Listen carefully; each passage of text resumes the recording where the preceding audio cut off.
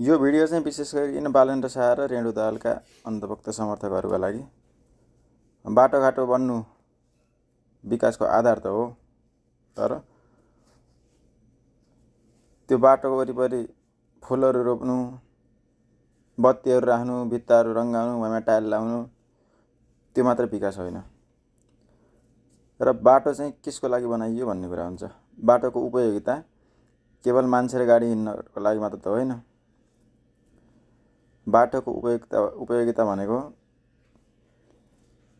विभिन्न कम्पनीहरू, फार्महरू, उद्योगहरूलाई आवश्यक कच्चा पदार्थहरू, आवश्यक वस्तुहरू, चिजहरू त्यहाँसम्म पुर्याउन र त्यहाँ उत्पादन भएको चिजहरू सम्बन्धित ठाउँहरूसम्म पुर्याउनको लागि पनि हो बाटोघाटोको उपयोगिता भनेको।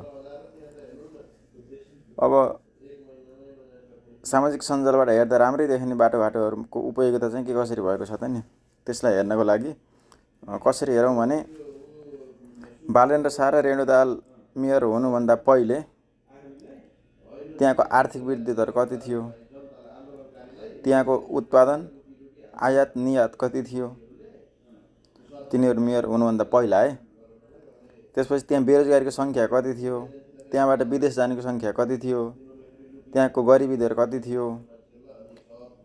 त्यहाँ चाहिँ उद्योग धन्दाहरू, फर्महरू चाहिँ के कति थिए र अहिले तिनीहरूले आजसम्म कति समय मेयर भए र अहिलेको अवस्थामा त्यहाँको आर्थिक वृद्धि दर कति छ, त्यहाँ के कति उद्योगहरू, फर्महरू, कम्पनीहरू चाहिँ थपिए अथवा घटे, त्यहाँ बेरोजगारीको सङ्ख्या कति घट्यो अथवा थपियो, त्यहाँ गरिबीको दर चाहिँ कति घट्यो अथवा थपियो, त्यहाँबाट विदेश जानेहरूको सङ्ख्या कति घट्यो अथवा बढ्यो, विदेशबाट फर्केर आएर त्यहीँ गर्नेहरूको सङ्ख्या कति घट्यो अथवा बढ्यो लगायतका कुराहरूलाई पनि हेर्नुपर्ने हुन्छ क्या। बाटो त विकासको मुख्य आधार हो, तर त्यो बाटो चाहिँ के प्रयोजनका लागि बनाइन्छ भन्ने कुरालाई नि ख्याल गर्नुपर्छ। जस्तै त्यही बाटो प्रयोग गरेर मान्छेहरू चाहिँ के कति उद्योग धन्दा, कल कारखाना, फर्महरूसम्म पुगे, त्यसको उपयोगिता के कति भयो भन्ने कुरालाई चाहिँ खासै ध्यान दिएको देखिँदैन। त्यसैले केवल बाटो मात्र विकास होइन, त्यो बाटो बनेपछि चाहिँ के कुरामा सकारात्मक परिवर्तन आयो, के कुरामा उन्नति प्रगति भयो भन्ने कुरा चाहिँ महत्त्वपूर्ण कुरा हुन्छ।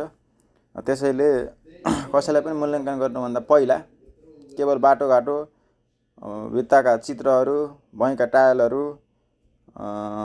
बाटोको छेउका बत्तीहरू मात्र हेरेर मूल्याङ्कन गरियो भने हामी बिल्कुल गलत भइन्छ। त्यही भएर विकास हेर्दाखेरि चाहिँ केवल बाटोघाटो बन्नु मात्र विकास होइन, त्यहाँको आर्थिक वृद्धि दर कस्तो भयो,